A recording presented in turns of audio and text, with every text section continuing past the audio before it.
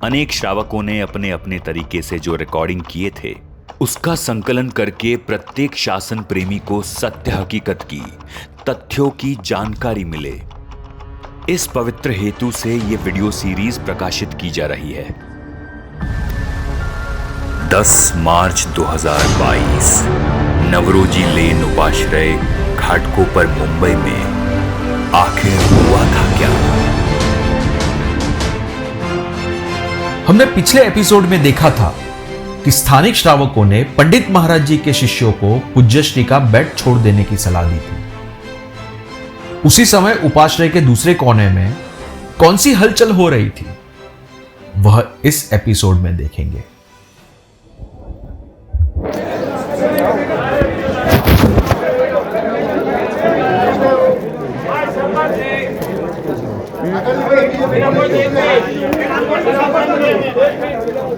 अपने बच्चा सब आको संग देखा नहीं है साहेब बिया करो साहेब बिया करो साहेब बिया करो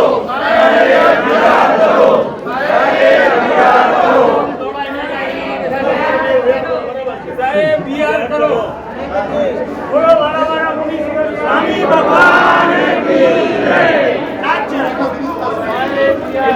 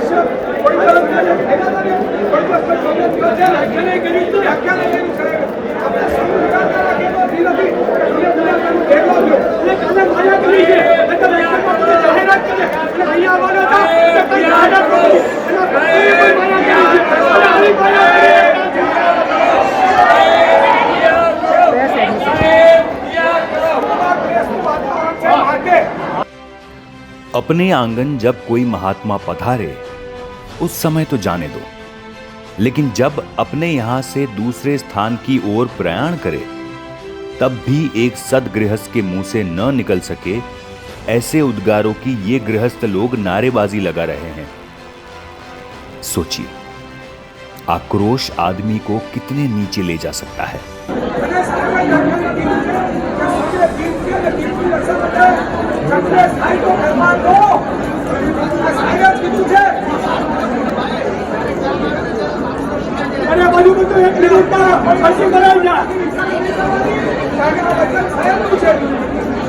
हड़बड़ी में कभी कभार सत्य बात मुंह से निकल जाती है।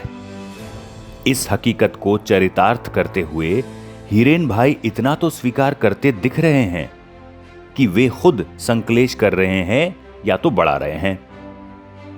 बाकी रही बात संघ या तीर्थ रक्षा की, इसमें हीरेन भाई को इतना समझने की जरूरत है कि अमुक श्रावकों की मनमानी को संघ या तीर्थ का नाम किसी शास्त्रों ने नहीं दिया। सामने प्रत्यक्ष साहिब जी बैठे हैं, उनको बोलने देना नहीं है, उनके स्पष्टीकरणों को सुनना नहीं है, उनका घोर अपमान करना है, लेकिन उनके दूसरे वचनों को गलत तरीके से पकड़ के खुलेआम अपमान करने हैं। रे कलिकाल, तेरा कैसा स्वरूप।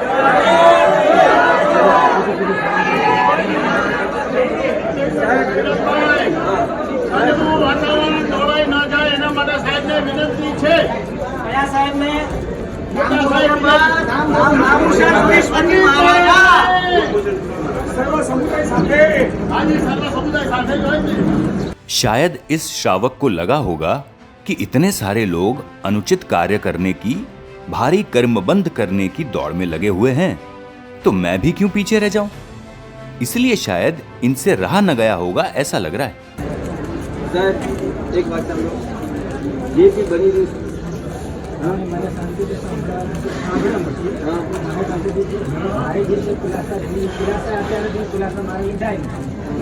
नीचे थी बहनों તમારી વાત છે ને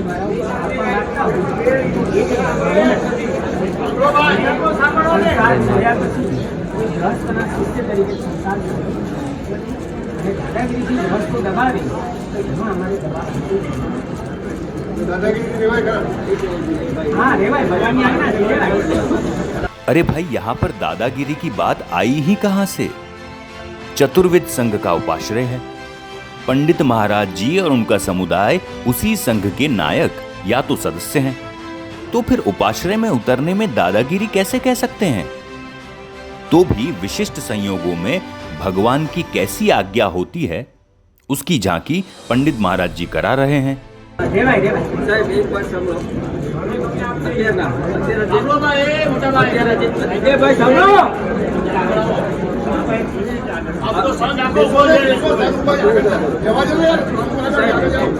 અત્યારના જે વાતાવરણ છે એ પ્રમાણે સંઘના હિતમાં વાત સાંભળો સાહેબ, એક મિનિટ મેં સાહેબ સંઘના હિતમાં અને બધાના હિતમાં એમ છે કે અત્યારે વાત સાંભળો સાહેબ, મેં સંઘની બહાર નથી નહીં પેલા મારી વાત તમે વાત સાંભળો સાહેબ એક વાત સાહેબ સાંભળો ને સાહેબ, તમને નમ્ર વિનંતી છે એ ભાઈ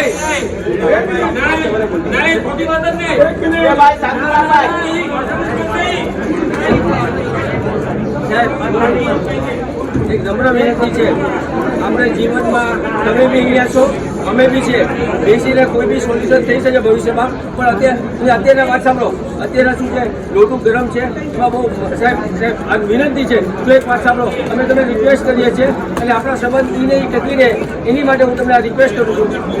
सामने जवाब सुनने की तैयारी रखे बिना सिर्फ रिक्वेस्ट करते रहने से कौन सा मतलब निकलता है?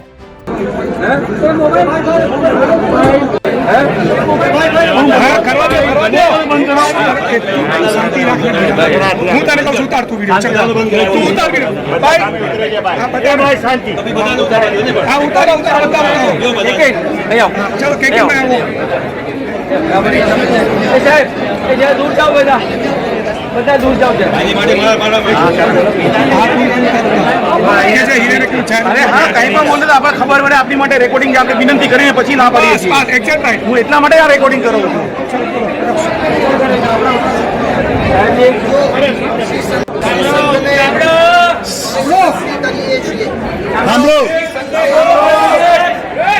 સંઘે વિનંતી કરી એનો પ્રતિભાવ जो पॉजिटिव હોય તો સંઘની અંદર શાંતિ સમાધિમાં सत्य को, गच्छ की संयम यात्रा को, शास्त्रों को, अरे शासन की व्यवस्था को भी धोखा देकर हमारी बात में पॉजिटिव बनो तो ही आपकी बात सही, बाकी आपकी सारी बातें गलत। ऐसा ही कुछ व्यवहार नहीं दिख रहा है।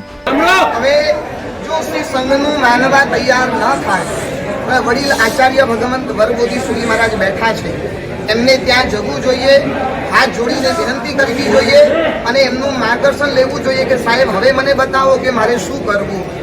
એ એમની ફરજ છે, મથેણ મંદામી તો કરવું જ જોઈએ।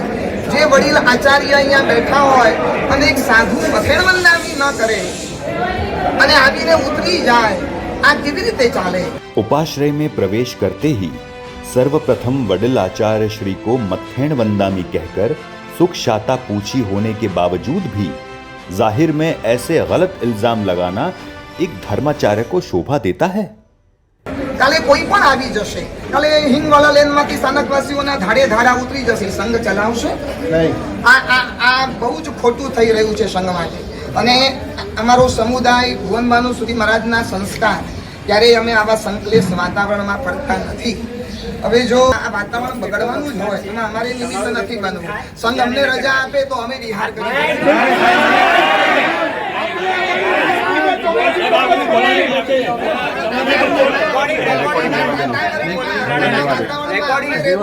સાહેબ સંઘને આપની અત્યારે આવશ્યકતા છે અને સંઘ વિનંતી કરે છે આપણે અહીંયા રોકાવાનું જો છે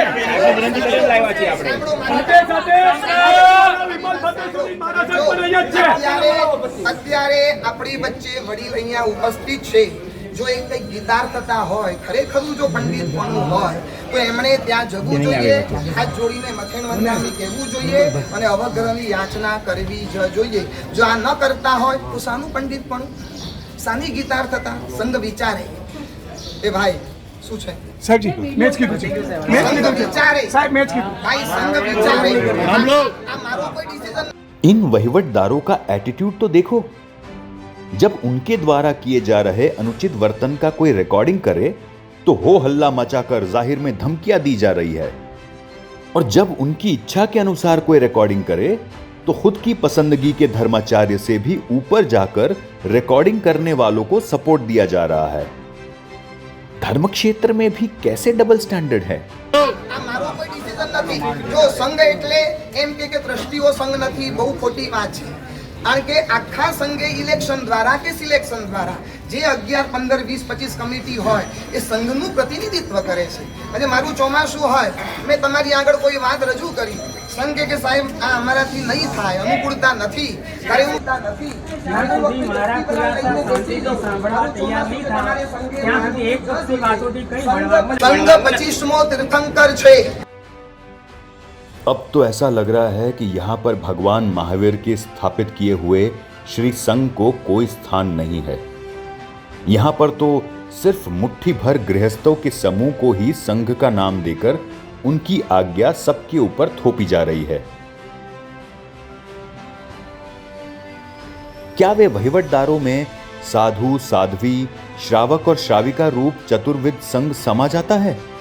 ऐसी कोई शास्त्राज्ञा है? क्या ट्रस्टी लोग 25वें तीर्थंकर हैं?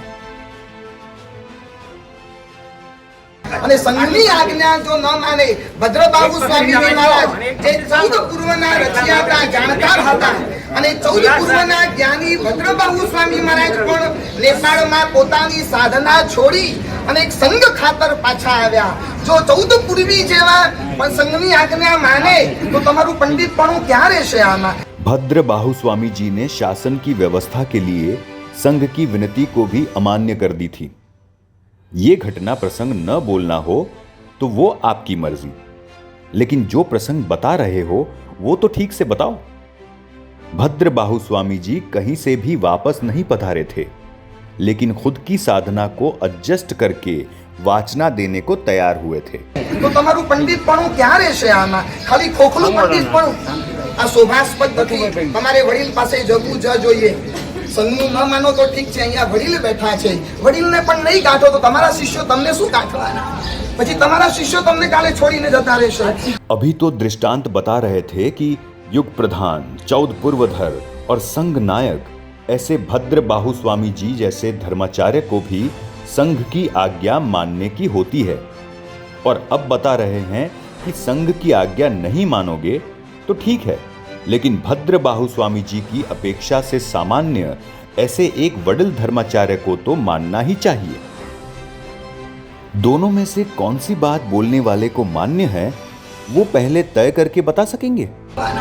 પછી તમારા શિષ્યો તમને કાલે છોડીને જતા રહેશે આ એવું નહીં થાય સાહેબજી શીખવાનું છે એવું નહીં થાય એવું થશે અને સમાચાર મુજબ અમુક શિષ્યો તો છોડીને ગયા પણ છે।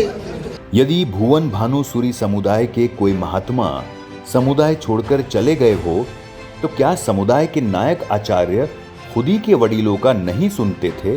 ऐसा नियम कुल बोधिसूरी जी को मान्य होगा।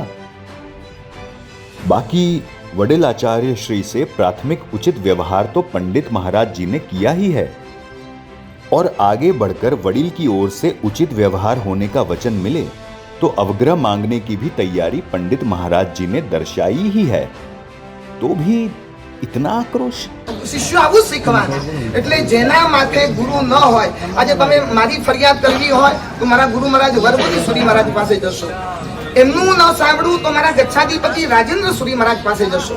હું રાજેન્દ્ર સુરી મહારાજનું પણ ન સાંભળું તો મારા મતે પ્રવર સમિતિ તો છે ને, જેના મતે કોઈ છત્ર જ નથી, એ વ્યક્તિ શું સંઘ રક્ષા, શાસન રક્ષા, તીર્થ રક્ષા કરશે? पंडित महाराज जी पहले ही बता चुके हैं कि जब तक मेरे वडिल जीवित थे तब तक मैं उनकी निश्रा में था और जिनाज्ञा तो हरदम सर आंखों पर है ही, तो भी शिर छत्र के नाम से गलत बातें फैलाना अच्छा कहा जाएगा? ગંભીર મુદ્દો છે.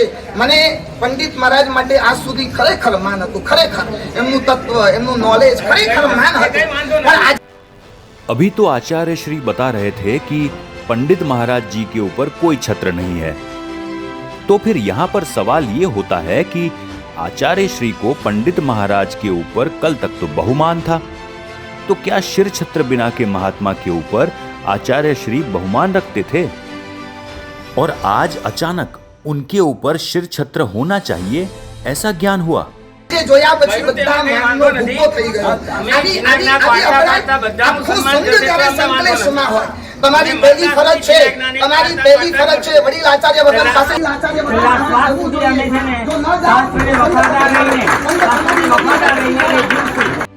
अर्थात यहाँ पर धमकी के सुर में कहा जा रहा है कि आप हमारी मर्जी के मुताबिक नहीं चलेंगे तो आपके साथ कोई भी दुर्घटना हो सकती है, बराबर ना? તમે ગમે તે કહેશો, ગમે તેમ અમને ઊંધે માર્ગે ચડાવશો, એનાથી કંઈ મળવાનું નથી. આખા સંઘોને ઊંધે માર્ગે તમે ચડાવી રહ્યા છો અત્યારે.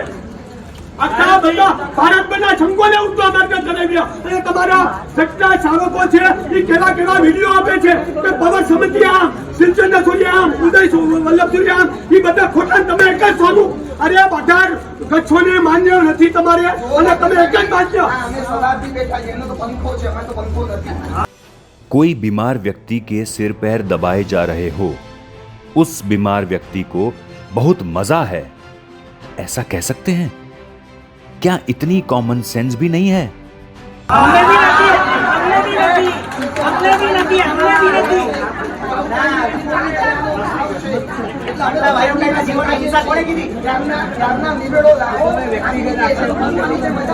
આક્ષેપ નથી કરતા. તમે રિયાદ કરો, અમારા સંઘમાં એકતા રહે, અમે સંઘથી રિયાદ કરો.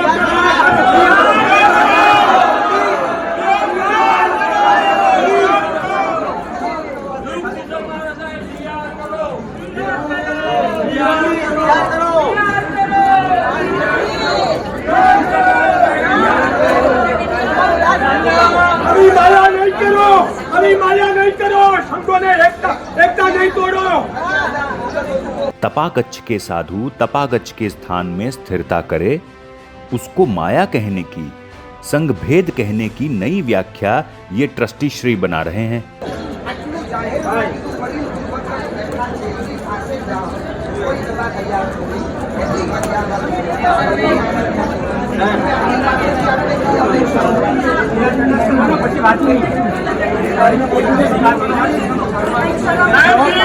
બધા જ આચાર્યો ભગવાન કરે કે છે કે નમો દિવ્યસ્ય. આજે સકલ સંઘ આપણે વિનંતી કરે છે, અમારા સંઘમાં અત્યારે વાતાવરણ તંગ એવું છે, આપણે ખાસ વિનંતી કરીએ છીએ કે આ વાતાવરણ દુશ્મન ન થાય વધારે, એના માટે આપણે વિનંતી છે કે આપ ધ્યાન કરો. इस अज्ञानी व्यक्ति को कोई समझाएगा कि सिर्फ गिने चुने गृहस्थों को कोई शास्त्र में तीर्थ स्वरूप नहीं कहे हैं, और वे गृहस्थ लोग संकलेश करे तो जिनाज्ञा पालन को छोड़ देने की कोई शास्त्रों ने आज्ञा नहीं दी है.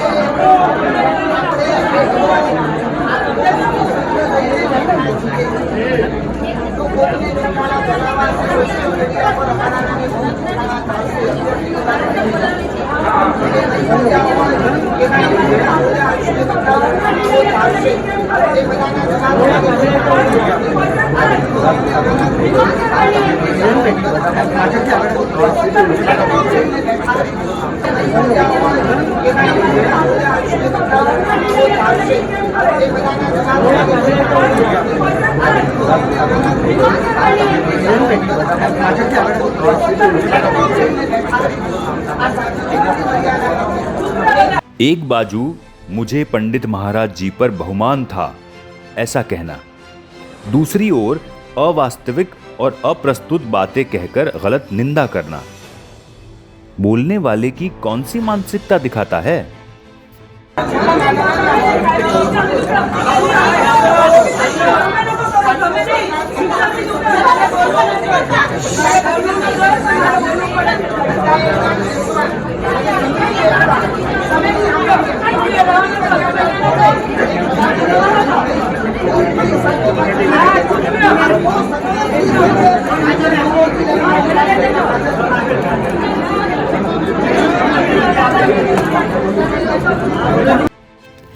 अर्थात अभी विवाद और संक्लेश कम हो रहा है, उसको बढ़ाने के लिए ज्यादा से ज्यादा लोगों को इकट्ठा करके ज्यादा हो हल्ला मचाओ, बराबर ना?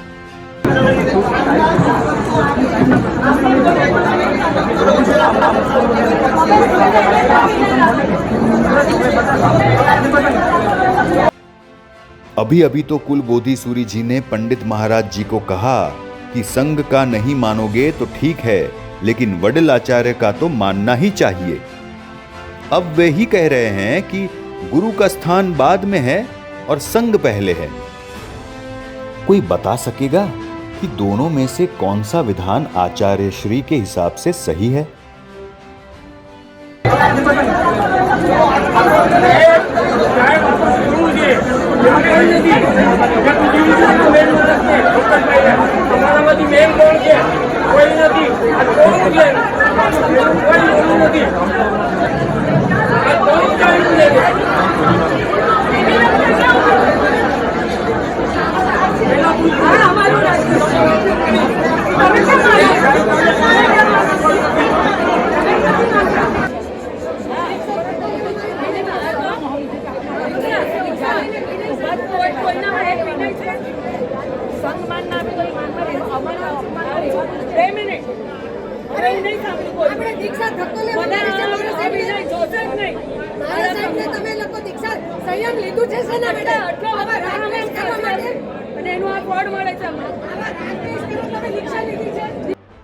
इन बहनों को क्या मालूम होगा कि उचित रूप से जिनवाणी श्रवण करने कराने को यदि राग द्वेष बढ़ाना कहेंगे तो तीर्थंकर भगवंत से लगाकर बड़े बड़े महापुरुषों को भी राग द्वेष करने वाले कहना पड़ेगा। अपने कहने का अर्थ क्या होता है वो समझे बिना ही चिल्लम चिल्ली करना धर्म स्थान में शोभा देता है।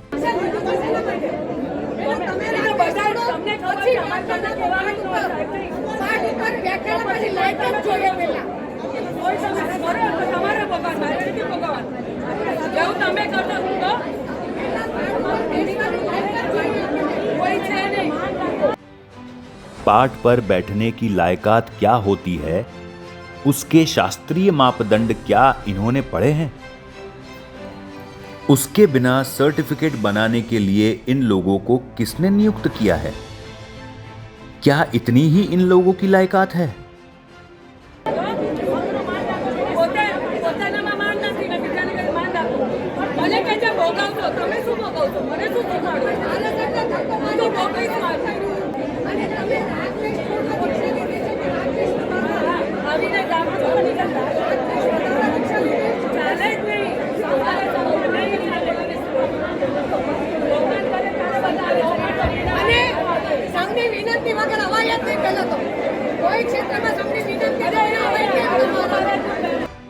अरे देखो तो सही, महात्माओं को उपाश्रय में पधारने की विधि दिखाने के लिए धर्मशास्त्र से भी ऊंचा मार्गदर्शन देने वाली श्राविकाएं पधारी हैं और अपना अनमोल मार्गदर्शन निशुल्क रूप से बांट रही है। ओ बहनों, बिना जानकारी ऐसा प्रलाप करने से भाविक कितना भयंकर बनता है उसका आपको ख्याल है?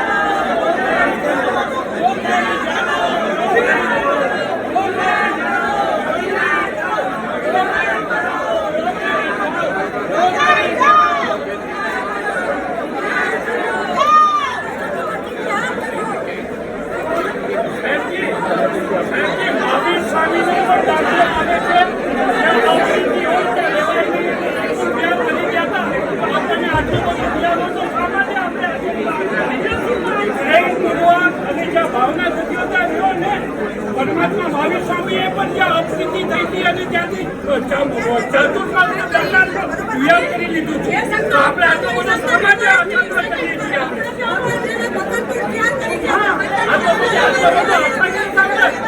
તમે અહીંયા ચાતુર્માસ કર્યું છે, બધાના તમારા પર આદર છે, આટલું બધું અને નિર્ણય કર્યું, આજે ચાતુર્માસ આવું બધું સામે કરો છો. એવું નહીં કરો ને, પ્રેમથી બધું કરાવો ને. वो कि वो ही पॉइंट रिपीट करते रहना है, लेकिन पंडित महाराज जी का कोई स्पष्टीकरण सुनना नहीं है. इसमें क्या ईमानदारी भी बचती है?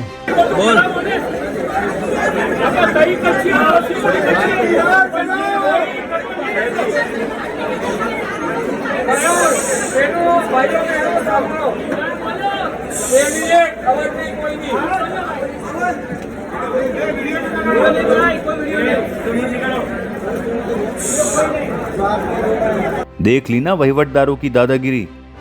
उनकी मर्जी ना हो तो रिकॉर्डिंग करने वाला बड़ा गुनहगार, और वहीवटदारों की मर्जी हो तो रिकॉर्डिंग करने वाला बड़ा शाहूकार.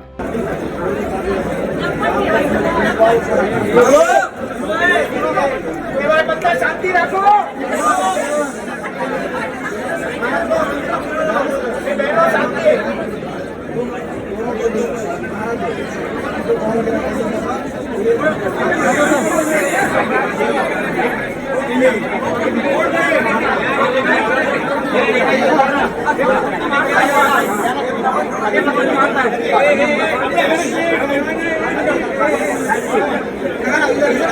ये तो सिर्फ सैंपल है. इसके जैसे ढेर सारे दुर्व्यवहार अब आने वाले हैं.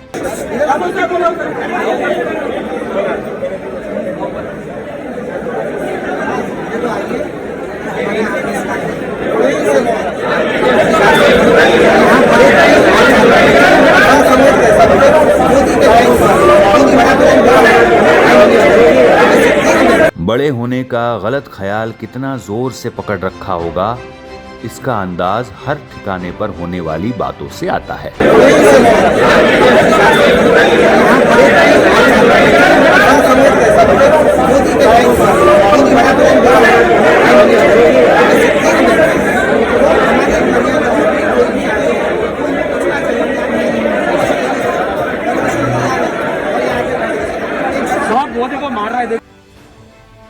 पंडित महाराज जी के श्रावकों को कैसी जबरदस्ती के साथ बाहर धकेला जा रहा है वह साफ दिखता है.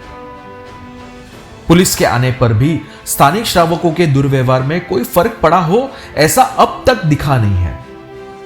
लेकिन अगले एपिसोड में हम देखेंगे कि पुलिस की हाजिरी में भी स्थानिक श्रावकों ने एक गच्छाधिपति श्री की उपदी पर कैसा शर्मनाक आक्रमण किया था।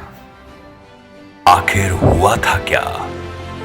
कोई भी अभिप्राय देने से पहले एक बार अवश्य देखें, कहीं हमारे ही हाथों नेक इरादे से शासन रक्षा का ऐलान करने वाले धर्माचार्य की आशादना ना हो जाए।